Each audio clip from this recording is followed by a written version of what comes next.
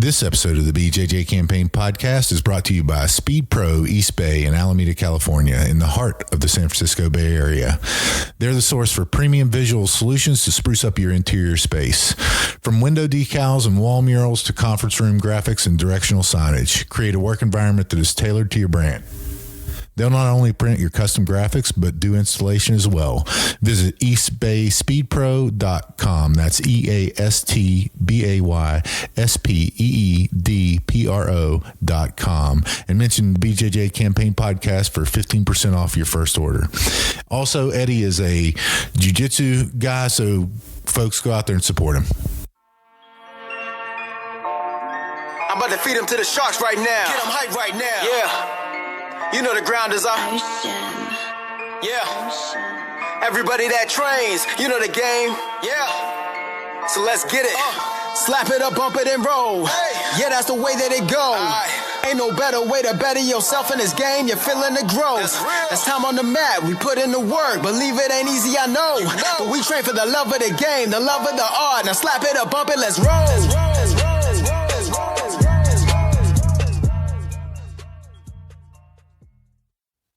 Welcome to episode 52 of the BJJ Campaign podcast. My name is Jeff Boone. I'm an A3 blue belt, 2 stripes. Phil Coors, A2, blue belt, 1 stripe. And Philly, what is this? This is Our anniversary. our year anniversary. It's our anniversary. Yeah, Yeah, it's us. that's how I'm gonna say it. I like it. Okay. I like it. I'm in with it. So this is 52 podcasts, 52 weeks. We've missed 1 week, maybe. We missed one. Yeah, Okay. that's true. But the way it worked out, the date, we must have done one not in a week because the date's really close to a year Yeah. in the first episode. And to do that, I think we're going to look back on a few things. We're going to look back on kind of review what our mission was whenever we stated in that first podcast, right? Yeah. And that was to be a source of information for not just the beginning grappler, but for the grappler throughout their journey. Be that source. And I think that looking back at the last year, I think that we've tried to do that. Yeah, I think we did pretty good. And I think we got a lot better. So the first episode we did wasn't the best. Couldn't really hear me. It was terrible. So, and a whole lot of Jeff. So I thought it'd be interesting to kind of go back because I think the perspective has changed a little bit. Also, obviously, every year so much seems to change.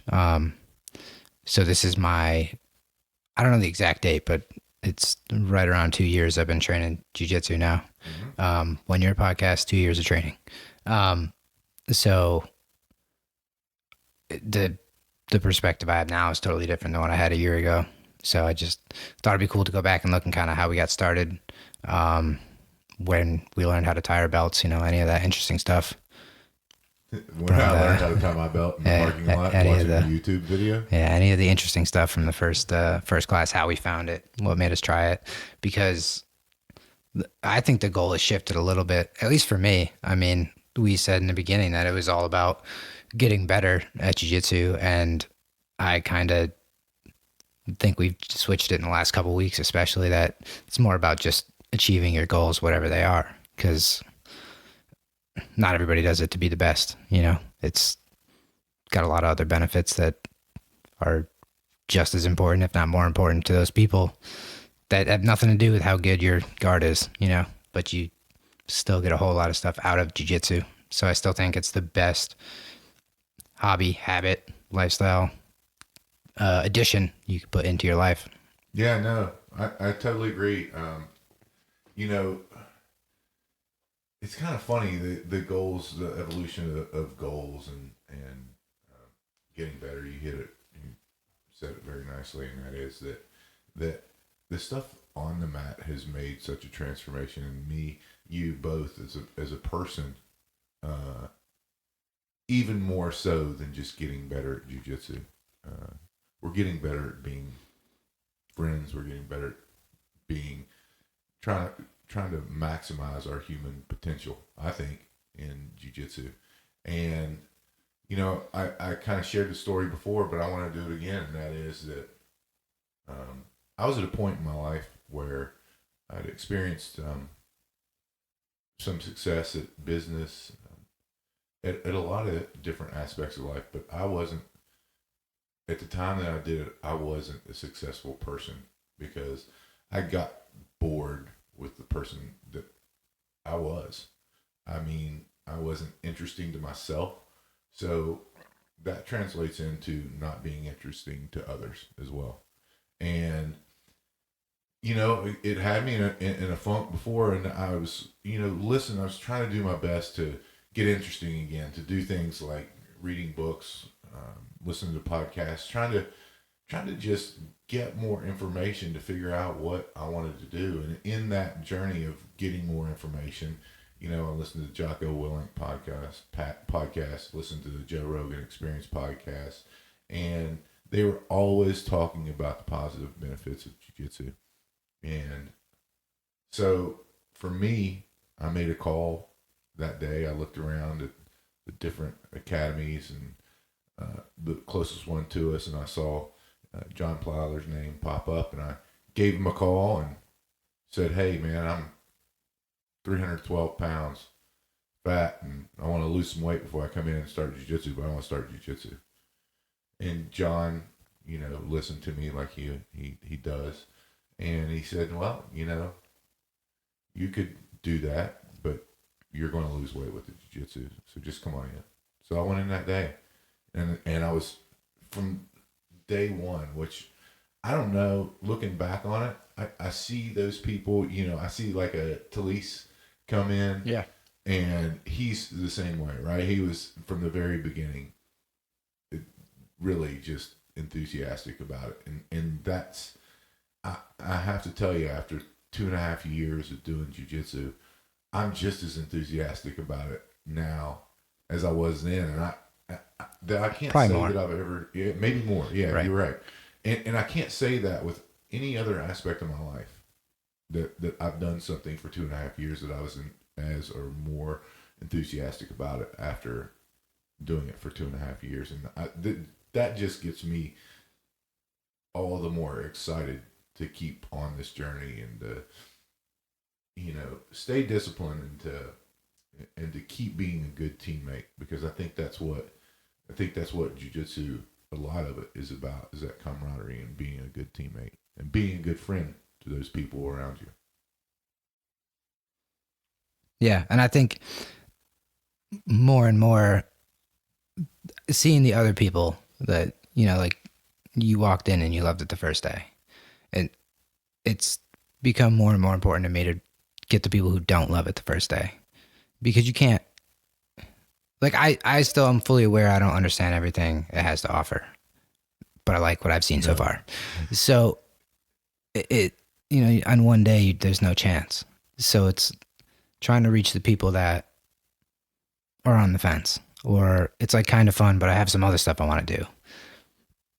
The other stuff's going to go better if you do this too.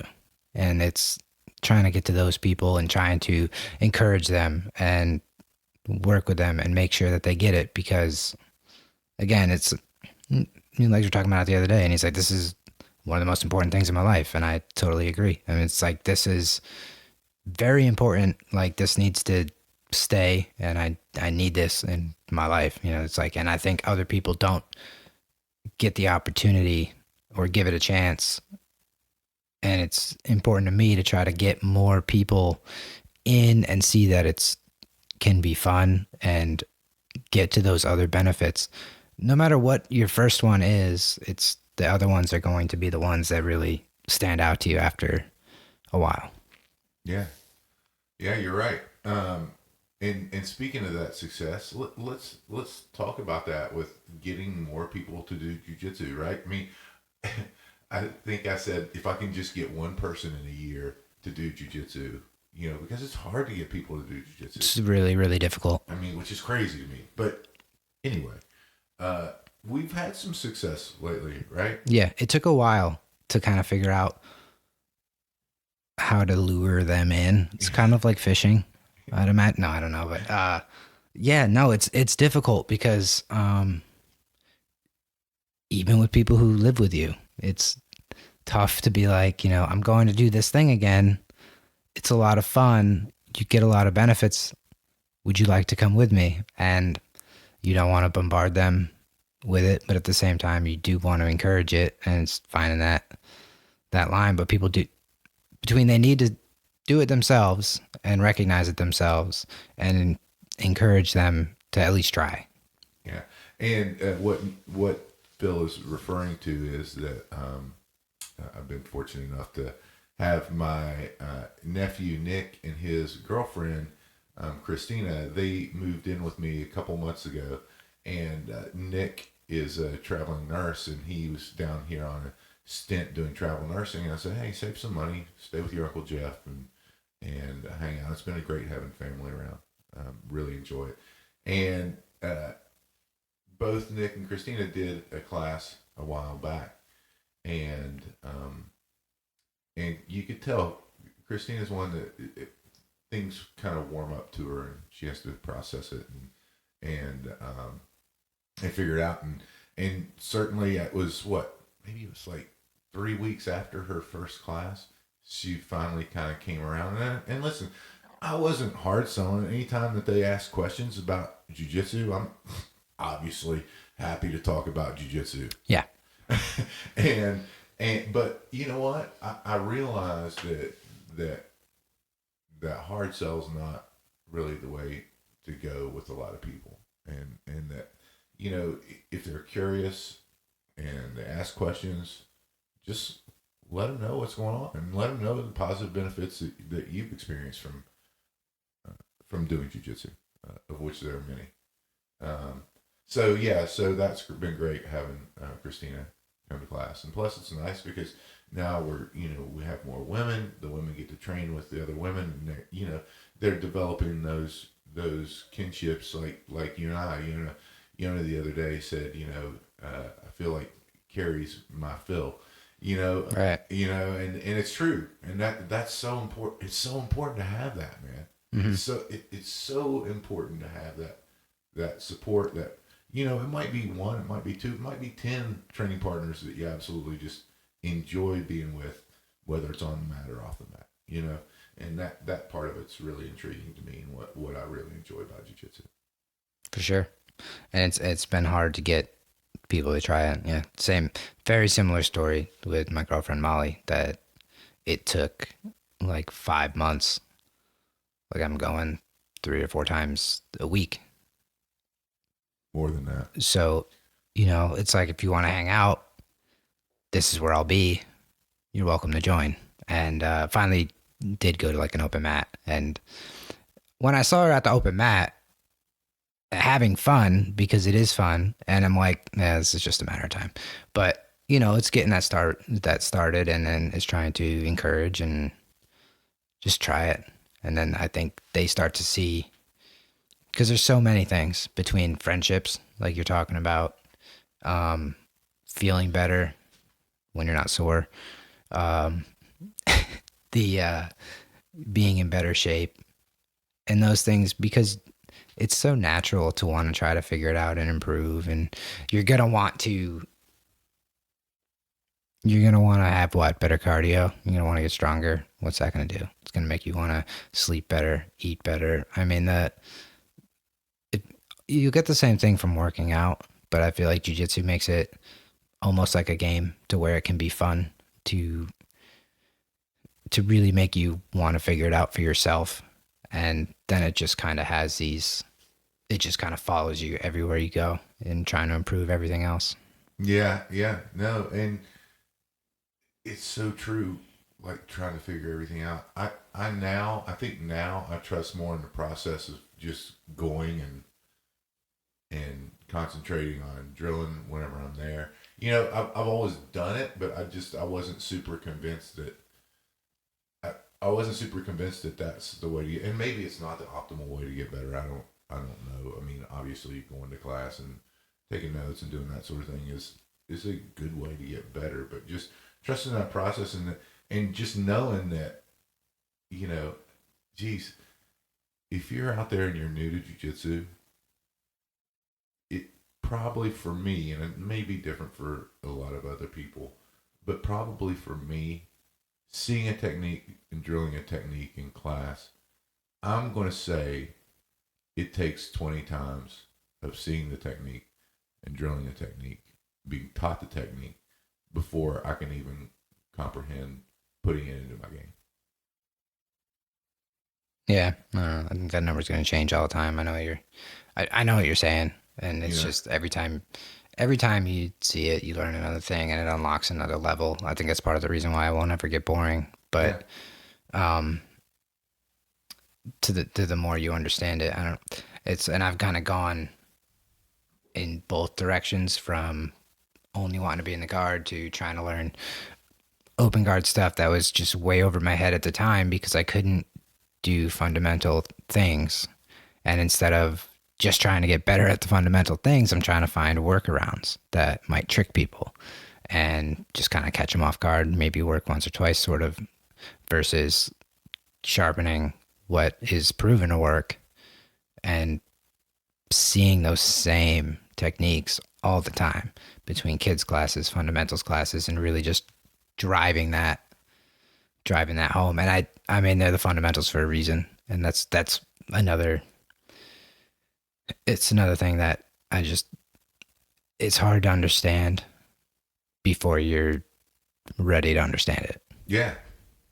But there's a reason that every school is going to teach the same, group of techniques in your fundamental class, and they're the most important. Yeah, totally agree. So Phil, I shared with you my experience of starting jiu-jitsu. Share with us yours. Super similar. I wanted to lose weight, not to that degree. Started eating better, working out, and essentially looking for a hobby. Kind of didn't know at the time that that was all going to be one thing. But I did try to go fishing, thought it was boring, tried to go shooting, thought it was boring. Played video games competitively for a long time, find that fun. So competition was interesting to me. One of the friends that I had that play with had mentioned jiu-jitsu at some point. Also did podcast Jocko on Joe Rogan specifically. Mm-hmm. And this guy's, talking like he talks, looks like he looks. And he's like, if there's a superpower, here it is. And originally was going to try boxing. There was not anything that I could find close. So I moved on, thankfully, to jiu-jitsu. And would have done that for one class and never gone back. They were punching me in the face. I don't like it. So yeah, I just called, or I stopped by, filled out the little waiver or questionnaire deal, and he called and came back and scheduled the class. And I had a different experience for sure than you, but similar but different. No grappling background, no martial arts background, nothing. Everything was super weird because I have no idea what's happening. I don't really talk to people I don't know very much. Just kind of wanted to try to figure some stuff out, feel it out, see if I liked it. So after the first class, I can see that it looks interesting because they're doing, I don't remember what they did or anything, but and then I stayed to watch the sparring class. And I do remember him saying this is my son. He's a kid and those are grown men. And I'm like, all right, well, it works. Just have to figure out how to do it, So it had my attention immediately. I was slower to kind of work my way into rolling until you basically beat me into it, but worked out. Obviously. But yeah, it was essentially the same thing. I think a lot of people do the same thing. It's I went to work every day for 10 years doing the same job, same place, same thing. And I just was I need to do something. I need a new hobby. And I didn't know at the time. I had no idea, but this one hobby was going to be changing everything. Yeah. Yeah, no, it's an interesting transformation you make whenever you go and start to do jiu-jitsu. It's You know, and for those, boy, you know what I think about? I think about those people that quit, like, and that are not going to have that same benefit all the time that we're getting. I wonder, and I wonder, how do they feel about that? Because, you know, I'll give it for instance. We had one. He was one of my favorite training partners, and he quit about a year and a half ago. And I still, you know, haze him on Facebook and say, "Hey, we miss you at jiu-jitsu and stuff." And he said, "I've been thinking about coming back." And then I'll, you know, private message him. I'm like, "Hey, when are you coming back?" You know, and he's like, "Nah, I'm not. You know, I don't know. I got a lot of stuff going on right now." And to that end, it was funny because whenever our academy just recently moved down in the same complex, but down a few buildings. And, Yeah. And it was so funny because Derek, who is one of Professor Steve Hall's old neighbors, came and helped us do a lot of stuff and move, and he was moving mats and everything. And I was like, "Hey man, why don't you do jiu-jitsu?" And he started in on, "Well, I'm really busy, works this, I got a kid," and I was like, "This just all sound like excuses." Mm-hmm. You know, if you obviously you value your physical health, you know, this is just a step in that direction. And it's so funny. And then I just, from there, I was just like, you know, whatever. I'm not. It's not me that's doing this. So I heard Steve have the same conversation with him, like later, except for obviously more direct, and in that way. And it just, you know, it was just interesting. And you know, I don't know if he'll ever do it, but he doesn't know what he's missing. I know, and it's crazy to me, but and I guess the people that quit, you know, it's always gonna be there if they're ready to do it. But I mean, I used to drink too much, and it didn't matter what anybody said. You know, it was like, Sure. It took me being like, all right, I'm done, or I'm ready. Yeah. You know, and I could see how, you know, if you have a certain amount of things going on, and you're not ready, that taking that extra challenge of like even 2-3 hours a week could be too much. And it's a lot easier to be like, I don't feel like it. But even the new people that you see come in that are busy, that everybody has things they have to do. They come in, and I rarely see people like hustling out the door. Like, kind of wish I didn't come in. I have other things I need to do. Yeah. You know, I've never seen that. No. Everybody comes in. Never. I'm very glad I came in today. I feel a lot better. Thanks. Yeah. You know, and you don't have to do it every day. You don't have to do it 5 times a week. You don't have to do it 3 times a week. You know, if you do it 2 times a week or a couple times, whatever fits your schedule consistently, it's that where you will be in a year will just shock you. 2 years, you'll really be blown away. I mean, to think about like a 2-year difference to what I was doing to what I do every day now is insane to me. And if you told me like 2 years ago in 1 month that this is what I would be doing, I'd be like, yeah, you're insane.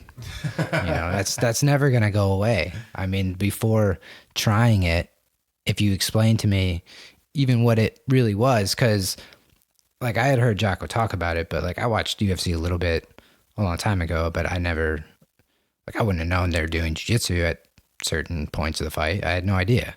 You know, I did not know what I was walking into. I mean, he could have told me to do like cartwheels down the mat and that was it. I'd be like, all right, this is weird, but I'm going to try it, you know? So like, no matter what he would have said, I had no idea going in. Yeah. No, it's, you know, I don't know, milestones, looking back at things, like just with the podcast itself, it's kind of like jiu-jitsu itself, right? Is that, you know, when we first started doing this a year ago, our audio was trash. Mm-hmm. You know, we've taken big steps in getting that improved for a better listening experience, we hope. You know, we didn't really know what we were doing whenever we would have these conversations. All we knew was that we like talking about jiu-jitsu. Right. And that's all that mattered. And we've had almost 9,000 downloads as of today of the podcast, which hopefully those 9,000 downloads, people have experienced some form of benefit from what we're doing, because that's all we're trying to do, is we're trying to help. And listen, we don't have all the answers, but what we do have is an open form of communication with our Facebook group and with everything else that we can bounce ideas off of it. And if we're off on something, it's great, because I think John listens to the podcast, our professor, and I'm sure he would be like, hey, you can't tape up ringworm. Right? I mean, it's bad information I gave. It's terrible. Listen, I'm going to give plenty more bad information. That's just it. But we'll learn from it, and then we'll have better information. Yeah. I talked to somebody at Origin who he said he enjoyed listening because he's a couple months behind us, and he's like, I see a lot of the same things you do. And I think, like, talking to Ryan, he's a black belt now. He's on a different level, but he does experience the same things, but it's more relatable, I think, when I'm saying I can't scissor sweep somebody, than what like Ryan's dealing with, where he's dealing with high level issues. Sure. But from what I can gather, nobody ever feels like they're good or they figure it out.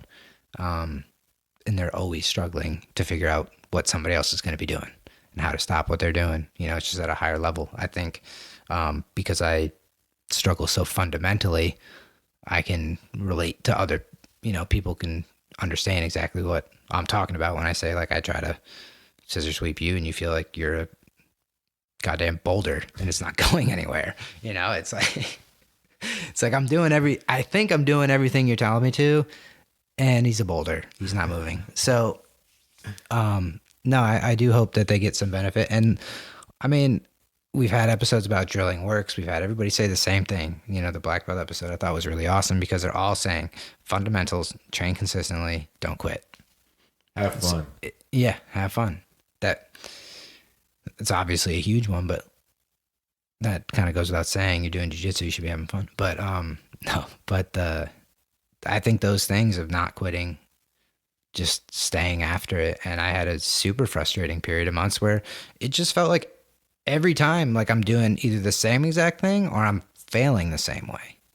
And then it just kind of like, you see it, then you see something work, and then it builds from there. But yeah, I mean, I understood that a while back, that's going to happen. That was explained to me, I think, the same way we try to explain to other people. Like, you're going to feel like you're improving a lot, then you're going to feel like nothing's improving. And it's the little things that you don't understand are improving, or understanding of jiu-jitsu is improving, and trying to figure out those next steps. But, I understood that as it was happening, that this is part of the process, but the process is, it's worth it. It's the best one, I think. Yeah. And whatever that actually, that revelation of, and I can't remember which episode we talked about it, but that revelation of plateaus. Yeah. And really, whenever you broke it down, I think you said something like, let's get this straight. You are working on something that you haven't been working on, and it's not working, and you think you're at a plateau. And then just hearing that was like, oh yeah, that's silly. I'm just not good at that because I haven't done it. Just never train it. I mean, right. So that's, we learn as we go along, and I don't know. The most important thing for me is that we're doing it consistently, like the black belt said, and we're being good training partners. I've said it before, but that Rafael Lovato Sr. said, train 50% for you and train 50% for your partner. And so I think that's just an important part of it, and something that I think everyone does really well is try to be a good training partner, and you're going to get the most benefit out of your jiu-jitsu if you are. Agreed. No, I think we're super lucky where we train. I don't feel like any single person that trains there is out to murder me. You know, everybody pushes my face into the floor, but politely, you know. So let's talk about, Phil, what it's like, because it's been a little while since we've been the new guy. What it's like to be the new guy or girl. It's weird. Yeah. Yeah, just a bunch of people wearing weird clothes, no shoes. I thought all that was weird. Yeah. I hate being barefoot. Dude. I don't really mind it now. Oh. But yeah, like I don't sit in my house without slippers. Yeah, it's weird. Without slippers? No, I'm never barefoot. Never barefoot. Always socks. At least socks. Yeah, I mean, hilarious. Yeah. I don't like being barefoot. Super weird. I'm used to it now. Yeah. But yeah, that was weird at first. But anyway, so you're going to be barefoot if you're weird like me. That's uncomfortable for a little while. So this is hilarious, man. Other revelations that you'll find out is the better they are, the nicer they are. Super weird. I didn't expect that at first. I was wrong. Thought everybody would be good. Gotta be a dick. Right. I was totally wrong. It's Karate Kid sort of stuff, right? Yeah. Yeah. We did talk about that. That was my martial arts background. Just the first one. I don't think I've ever seen the second one. But yeah, and they will like be cool. I mean, the more places we go to, we are lucky enough to go to Origin. We've trained at a few other schools. I mean, it's kind of hard not to get to know somebody when they're like that close. Mm-hmm. You know, it's and they all will be your friend. I mean, yeah. it's the weirdest thing. Because I've struggled, not necessarily struggled with making friends, but you know, like you can't just kind of not talk to somebody in those situations, and you know they're going to be the type of person 99 times out of 100 they're going to be the type of person you do want to be friends with, and they're going to be helpful. And I guess on that same line of thought, before I switch, because I've heard this, I experienced it big time myself. It was a big issue, I think. And I've seen a couple other people say the same thing of when you're brand new, you're not wasting anybody's time. Yeah. Because that was something I thought, like, I don't know what I'm doing. You're not getting anything out of this. But at the same time, when I started, I didn't know anything. And now I'm one of Jeff's best training partners. So everybody has to start somewhere. Yeah. Everybody knows that. Yeah. Nobody expects you to know what to do. And they're going to work with you to help you because you are who they're going to count on to train down the road. Yeah. Everybody gets something out of training with everybody else. You will not be wasting people's time. You need to learn. Nobody expects you to come in and just know how to stand up and pass the guard and do an armbar from the mount. Nobody thinks you're going to do that on the first class or 2 years, whatever. So you're not wasting people's time. To expand on that too, Phil, is that just to point out things that you get out of working with new people. So let's say, you know, I enjoy working with the new people. I think it's fun, and it does what it does for me. And this is just in like whenever we're in a fundamentals class and whenever we're doing it, what you do get out of it is that if they're new, you get to create their training habits, right? You get to help form their training habits, and that is form good training habits, and that is whenever we're doing the technique and drilling, one thing it helps me with is that I pay attention to more of the details of everything. I'm not going to overwhelm the person that's been doing that for 2 times, 3 times, 3 classes with all the details whenever I'm going through it. But I'm going to know it so that if they ask me a question whenever we're doing it, then I can respond to them in a manner which is correct. And the second thing is like forming their training habits is that, you know, you can show them by example. Hey, if they stop and are like, well, I'm not getting this right. Okay, that's okay. because what we'll do is we'll drill it like 5 more times, as many times as we can, because whenever we're drilling it, we're definitely making better progress than what we're talking about drilling, you know? So having those training habits. And then a different scenario, and that is, you know, once you, for us, for our academy, it's 10 classes and you can spar. Those people, you know, the new folks, it's great because, you know, you can help them see what they're supposed to do. And then, like, for me, I'll work on a pendulum sweep because I'm terrible at the pendulum sweep. You know, something that I'm really, really bad at that I can do with someone who's new, to just get that kind of focused in on a live rolling scenario. So those are just a couple of examples where it's really useful no matter what level you're at. You're not wasting anyone's time. You know, it's really useful to have that type of experience in training. 100%. Anything else about being a new person? Ask questions. You know, I think it's something that I struggle with is asking questions. You know, I think that figure it out with your training partner. You know, ask questions. If you pair up with someone brand new, you know, maybe they have a different take on it. Just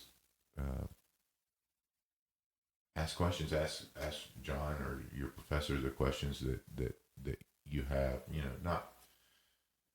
And you'll get, once you do it more and more, you'll get better questions to ask and that sort of thing. But don't sit there and wonder what's going on whenever you can ask a question. Okay. What about you? Anything else? Legs at one point talked to somebody about just being realistic with your schedule.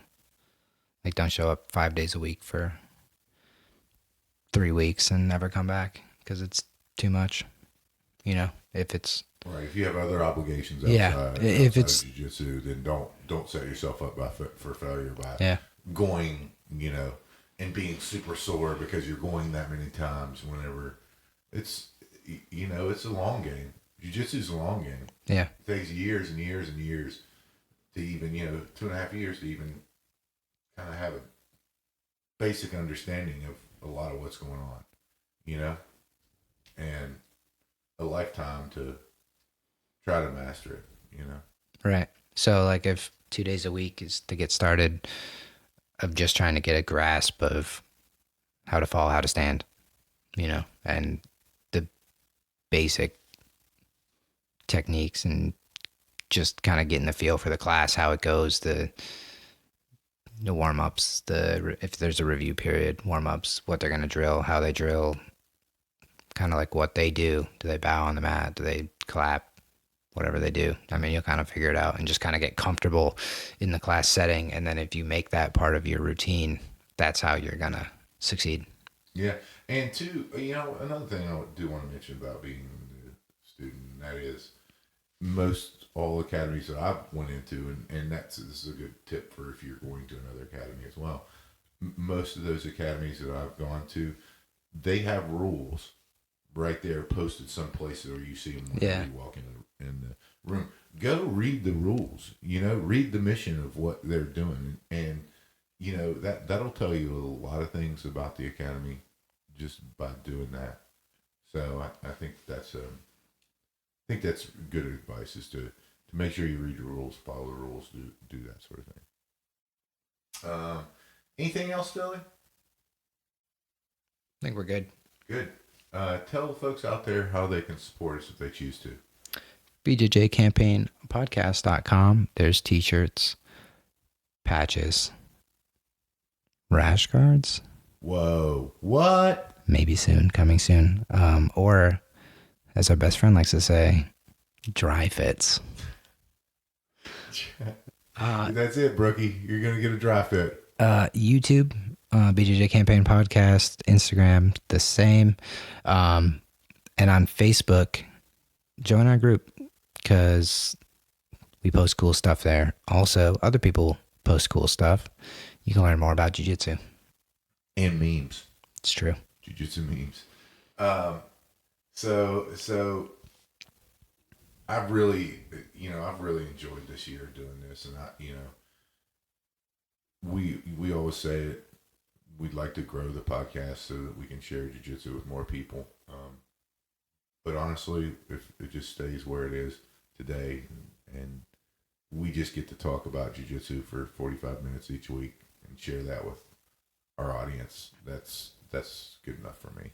A big part of me leaving the guard finally was just talking about it nonstop for 6 months, Yeah, I mean, that was then I figured something out. For you. Held myself accountable. So, folks, if you're not out there doing something to make yourself better each and every day, get out there and do it. Phil and I choose jiu-jitsu. We hope you do too.